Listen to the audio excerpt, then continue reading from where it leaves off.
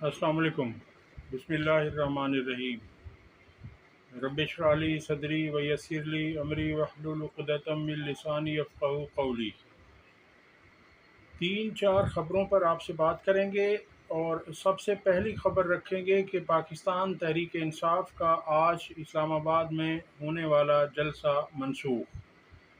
دوسری خبر، عمران خان نے کل اڈیالہ جیل میں میڈیا سے گفتگو کی، وہ خبر آپ کے سامنے رکھیں گے کہ انہوں نے کیا کہا۔ اور تیسری خبر آپ کے سامنے رکھنے جا رہے ہیں کہ کراچی کارساز حادثے کی ملزمہ نے 5 افراد کو گاڑی تلے کچل دیا تھا، اس کے متعلق عدالتی خبر آپ کے سامنے رکھیں گے۔ اور اس کے بعد علیمہ خان صاحبہ نے عمران خان سے متعلق نہایت تشویشناک خبر شیئر کی ہے، وہ آپ کے سامنے رکھیں گے۔ سب سے پہلے پاکستان تحریک انصاف کا آج اسلام آباد میں ہونے والا جلسہ ملتوی کر دیا گیا ہے۔ پی ٹی آئی رہنما اعظم سواتی نے بیرسٹر گوہر کی موجودگی میں جلسہ ملتوی کرنے کا اعلان کیا۔ جلسہ عمران خان کی ہدایت پر ملتوی کیا گیا۔ عمران خان کی ہدایت پر آج ہونے والا جلسہ اب 8 ستمبر کو ہوگا۔ اعظم سواتی نے اڈیالہ جیل میں عمران خان سے ملاقات کی۔ اعظم سواتی نے مذہبی جماعت کے احتجاج سے متعلق عمران خان کو آگاہ کیا۔ اعظم سواتی کا کہنا تھا کہ عمران خان نے ہدایت کی ہے کہ کسی بھی انتشار سے بچنے کے لیے جلسہ ملتوی کر دیا جائے، کیونکہ کوئی بھی شرپسند کسی طرح کی شرپسندی اور انتشار کر کے تحریک انصاف کو اس کا نشانہ بنایا جا سکتا ہے۔ جس طرح سے حکومت فسطائیت پر اتری ہوئی ہے، تو وہ کسی کا نزلہ تحریک انصاف پر گرانے کی بھرپور کوشش کرے گی، اور جیسا کہ حکومت کی کوشش ہے کہ تحریک انصاف کو زیر عتاب ہی رکھا جائے اور اداروں سے اس کی نہ بن پائے۔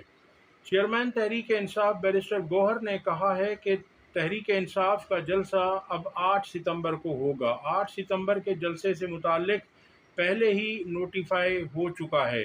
واضح رہے کہ تحریک انصاف نے ضلعی انتظامیہ کی جانب سے اجازت نہ ملنے کے باوجود آج ترنول میں ہر صورت جلسہ کرنے کا اعلان کر رکھا تھا، اور قافلے بلوچستان اور سندھ سے روانہ ہو چکے تھے، اور جنوبی پنجاب سے بھی، اور کچھ قافلے لاہور سے بھی روانہ ہو چکے تھے، جبکہ مقامی انتظامیہ کی جانب سے بھی پی ٹی آئی کا جلسہ روکنے کے لیے جگہ جگہ کنٹینرز لگا کر راستے بلاک کر دیے گئے تھے۔ دوسری جانب اسلام آباد انتظامیہ نے پاکستان تحریک انصاف کو 8 ستمبر کو جلسے کی اجازت دے دی ہے۔ ویسے تو یہ اجازتیں کئی دفعہ اسلام آباد انتظامیہ نے دیں، اور پھر کئی دفعہ انہیں منسوخ بھی کر دیا۔ ان کی باتوں پہ، ان کے وعدوں پہ، ان کی اجازتوں پہ، ان کی این او سیز پر کسی طرح کا اعتبار نہیں کیا جا سکتا۔ وہ کہا جاتا ہے نا کہ وہ وعدہ ہی کیا جو وفا ہو گیا، تو اسلام آباد انتظامیہ کا وعدہ کوئی وفا ہوا ہی نہیں ہے تحریک انصاف کے متعلق۔ ڈسٹرکٹ مجسٹریٹ کے مطابق شہر میں مذہبی جماعت کے اجتماع کے باعث این او سی معطل کیا گیا ہے۔ تحریک انصاف 8 ستمبر کو اسلام آباد میں عوامی اجتماع کر سکتی ہے۔ 8 ستمبر کے جلسے کے لیے 40 نکاتی شرائط سے بھی پی ٹی آئی کو آگاہ کر دیا ہے۔ یہ تمام شرائط صرف تحریک انصاف کے لیے ہیں، باقی کوئی بھی جماعت آ جائے، نہ اسے این او سی کی ضرورت ہوتی ہے، نہ اسے اجازت نامے کی ضرورت ہوتی ہے، نہ اسے کوئی اور عدالتی احکامات کی ضرورت پڑتی ہے۔ یہ تمام چیزیں صرف تحریک انصاف کے لیے رہ گئی ہیں۔ اس سے پہلے تحریک انصاف جلسے کا اجازت نامہ ایک بار پھر منسوخ کر دیا گیا ہے، پہلے بھی منسوخ کیا جا چکا تھا، جیسے میں نے عرض کیا ہے آپ کے سامنے۔ چیف کمشنر اسلام آباد نے سیکیورٹی خدشات کے پیش نظر اجازت نامہ معطل کیا۔ اس سے قبل پنجاب حکومت نے پنجاب بھر میں دفعہ 144 بھی نافذ کر دی ہے۔ نوٹیفیکیشن کے مطابق 22 تاریخ سے 24 تاریخ تک پنجاب بھر میں دفعہ 144 نافذ رہے گا۔ اگلی خبر آپ کے سامنے رکھتے ہیں۔ عمران خان صاحب نے اڈیالہ جیل میں میڈیا سے غیر رسمی گفتگو کرتے ہوئے کہا کہ army chief general Asim Munir سے لیفٹیننٹ جنرل ریٹائرڈ فیض حمید کا اوپن ٹرائل کرنے کا مطالبہ کر دیا ہے۔ ان کا کہنا تھا کہ ایک جسٹس قاضی فائز عیسیٰ جانے والے ہیں، اب جنرل فیض کا ڈرامہ رچایا گیا ہے۔ میں مطالبہ کرتا ہوں جنرل فیض کا اوپن ٹرائل کیا جائے اور اس ٹرائل میں میڈیا کو عدالت میں آنے اور کوریج کرنے کی مکمل اجازت ہونی چاہیے۔ اوپن ٹرائل سے ملک کا فائدہ ہوگا اور پاکستان ترقی کرے گا۔ اوپن ٹرائل سے رجیم چینج اور 9 مئی کی سازش بے نقاب ہو جائے گی کہ کون لوگ اس کے پیچھے تھے۔ عمران خان نے کہا کہ اگر میں نے بھی بغاوت کی ہے تو میرا بھی اوپن ٹرائل کریں۔ انہوں نے سوال اٹھایا کہ یہ کون سی جمہوریت میں ہوگا کہ سابق وزیر اعظم کا ٹرائل ملٹری کورٹ میں کیا جائے۔ عمران خان نے بتایا کہ اڈیالہ جیل کے سابق ڈپٹی سپرنٹینڈنٹ اکرم کو اٹھا لیا گیا۔ اس کی بیوی انصاف مانگتی پھر رہی ہے مگر اسے انصاف دینے والا کوئی نہیں ہے۔ یہاں سب کچھ کر کے صرف اور صرف چیف جسٹس قاضی فائز کو تحفظ دیا جا رہا ہے۔ یہ سب اتنی تیزی سے اس لیے کیا جا رہا ہے کیونکہ میرے خلاف تمام مقدمات ختم ہو رہے ہیں۔ نیب تفتیشی نے بیان دیا کہ ملک ریاض کا پیسہ چوری کا نہیں تھا۔ اس کے بعد 190 ملین پاؤنڈ ریفرنس ختم ہو چکا ہے۔ یعنی آئی او جو انویسٹیگیشن آفیسر ہے اس نے یہ بیان دیا ہے کہ ملک ریاض کا پیسہ چوری کا نہیں تھا۔ تو خان صاحب کا کہنا ہے کہ پھر تو یہ کیس ختم، اور واقعی ختم۔ وہ پیسہ بھی پاکستان میں پڑا ہوا ہے، سپریم کورٹ کے اکاؤنٹ میں پڑا ہوا ہے۔ عمران خان نے کہا کہ یہی بات ہم نے کابینہ میں ڈسکس کی تھی کہ جب یہ پیسہ چوری کا نہیں تو اسے پاکستان لایا جائے۔ نیشنل کرائم ایجنسی برطانیہ نے ملک ریاض کی رقم مشکوک ٹرانزیکشن پر فریز کی تھی۔ رقم اس لیے فریز کی گئی کہ حسن نواز کی 9 ارب مالیت کی پراپرٹی 18 ارب روپے میں خریدی گئی۔ یعنی یہ جو جھگڑا ہے، یہ جو مین ایشو ہے، یہ جو بون آف کنٹینشن ہے، یہ جو فساد کی جڑ ہے، یہ ہے کہ حسن نواز سے ملک ریاض نے 9 ارب کی پراپرٹی تھی اور اس نے 18 ارب روپے دیے۔ اب یہ کیوں دیے اس پر کوئی تحقیقات نہیں کر رہا، کوئی تفتیش نہیں کر رہا۔ ہمیں ملک ریاض نے کہا تھا کہ این او سی کے لیے این سی اے کے ساتھ، این سی اے یعنی نیشنل کرائم ایجنسی کے ساتھ ڈیل کو پبلک نہ کیا جائے، اسی لیے ہم نے اس ڈیل کو خفیہ رکھا۔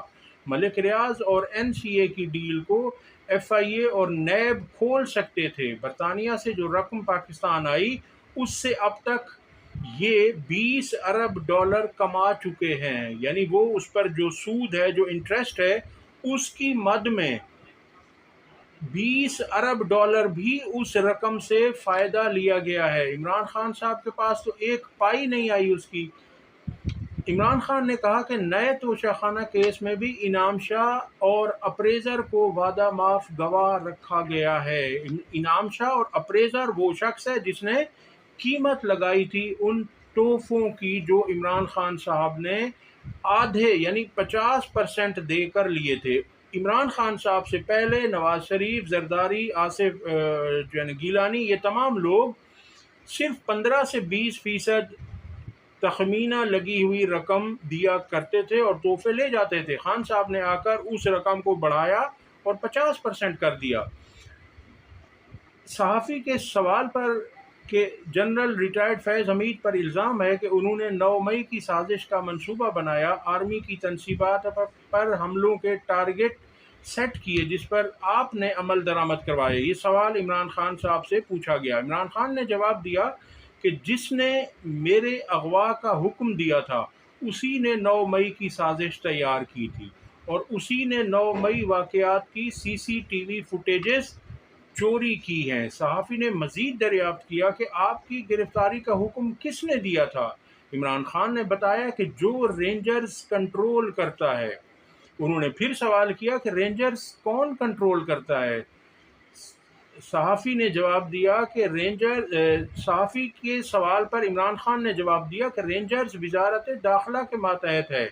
اس پر عمران خان نے کہا کہ میں وزیر اعظم رہا، مجھے ایک دفعہ رینجرز کی ضرورت پڑی، مجھے پتہ ہے کہ رینجرز کو کون کنٹرول کرتا ہے، مجھے پتہ ہے 9 مئی کو میرے اغوا کا حکم کس نے دیا تھا۔ ایک سوال پر عمران خان نے جواب دیا کہ میرے ٹرائل کو اوپن کیا جائے، کس نے حملہ کیا، کس نے سازش تیار کی، سب کچھ سامنے آ جائے گا۔ 9 مئی نیشنل سیکیورٹی کا نہیں، لوکل معاملہ ہے، یہ ملٹری کا اندرونی معاملہ نہیں، یہ ملک کی سب سے بڑی جماعت کے سربراہ اور سابق وزیر اعظم کے اغوا کا معاملہ ہے۔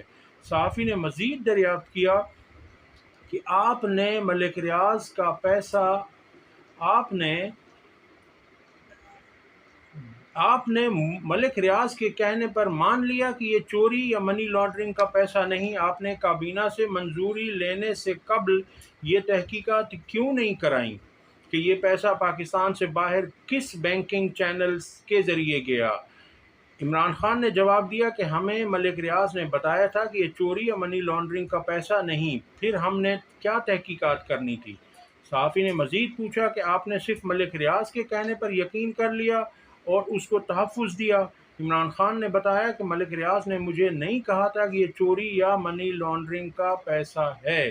صحافی نے مزید سوال کیا کہ ملک ریاض نے آپ کے مشیر شہزاد اکبر کے ذریعے آپ کو پیغام بھجوایا؟ عمران خان نے جواب دیا کہ جی بالکل، مجھے شہزاد اکبر نے کہا تھا کہ ملک ریاض نے بتایا ہے کہ یہ پیسہ چوری یا منی لانڈرنگ کا نہیں۔ ہم ملک ریاض کے بیان کے بعد کیا تحقیقات کرتے؟ ہمیں اس کی تحقیقات کے لیے برطانیہ جانا پڑتا، سول عدالت میں کیس کرنے پڑتے، جس کا فیصلہ آنے میں 5 سال لگ جاتے۔ ملک ریاض اور این سی اے کے درمیان جو ڈیل تھی اسے خفیہ رکھنا مجبوری تھی، لیکن نیب اور ایف آئی اے اس کو اوپن کر سکتے تھے۔ اس ڈیل کو خفیہ رکھنا ساری کابینہ کا متفقہ فیصلہ تھا۔ اب دیکھیے خان صاحب بتا رہے ہیں کہ اگر ہم اس تھرو پراپر چینل جاتے تو ہمیں ایک تو وہاں پر کیس لڑنے پڑتے، کیس دائر کرنا پڑتا، وکلاء کو بھاری فیسیں دینی پڑتی، پھر جو یہ 20 ارب روپے پاکستان نے 20 ارب ڈالر کما لیے ہیں وہ بھی تو نہ آتے نا، 5 سال اس کیس میں لگ جاتے۔ صحافی نے سوال کیا کہ بشرا بی بی کو گزشتہ روز 12 مقدمات میں ڈسچارج کیا گیا، اس کے باوجود آپ عدلیہ پر تنقید کرتے ہیں۔ عمران خان نے کہا کہ میں نے چیف جسٹس قاضی فائز عیسیٰ اور چیف جسٹس اسلام آباد ہائی کورٹ کے علاوہ کسی جج پر انگلی نہیں اٹھائی۔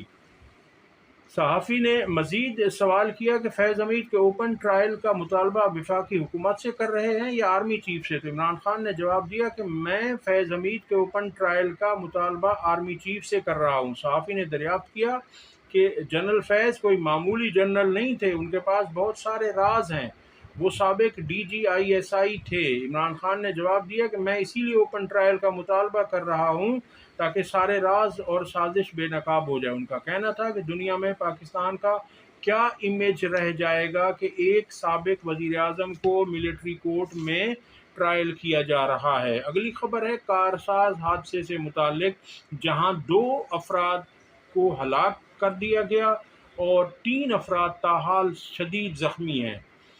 اس میں جو واقعہ پیش آیا اس میں ایک خاتون ہیں، انہوں نے اپنی گاڑی تلے 5 افراد کو رونت دیا، اس کے بعد ان کا 1 روزہ پولیس ریمانڈ دیا گیا اور پولیس ریمانڈ کے بعد جب انہیں عدالت میں پیش کیا گیا تو انہیں جیل کسٹڈی کر دیا گیا، یعنی انہیں جوڈیشل ریمانڈ پر 14 دن کے لیے بھیج دیا گیا ہے، جبکہ اس خاتون کی ضمانت کو مسترد کر دیا ہے۔ ان کے وکیل کا کہنا تھا کہ ہم دیت کی رقم جو تقریباً 68.5 لاکھ روپے بنتی ہے ایک شخص کی، تو ہم تمام کی دیت ادا کرنے کو تیار ہیں، اور ان کا کہنا تھا کہ ہم یہ سب کچھ فوراً کر دیں گے، مگر عدالت نے خاتون کی ضمانت مسترد کر دی اور اسے جیل بھیج دیا، جو کہ بہت اچھا فیصلہ ہے۔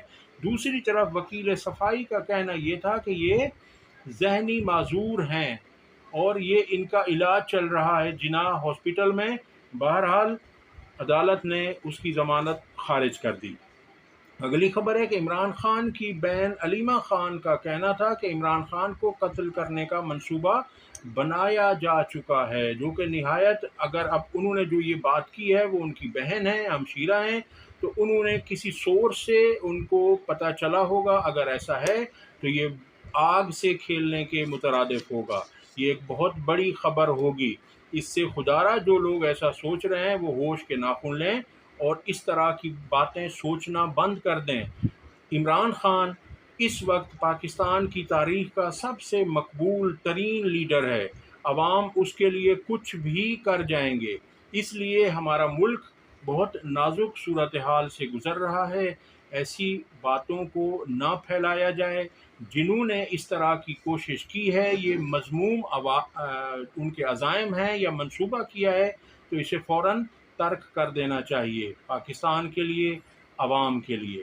اب تک کے لیے اتنا ہی، اگلی ویڈیو تک اللہ حافظ۔ آپ کو ویڈیو پسند آئی ہو تو اسے لائک اور شیئر کریں اور چینل کو سبسکرائب کر دیں۔ اللہ حافظ۔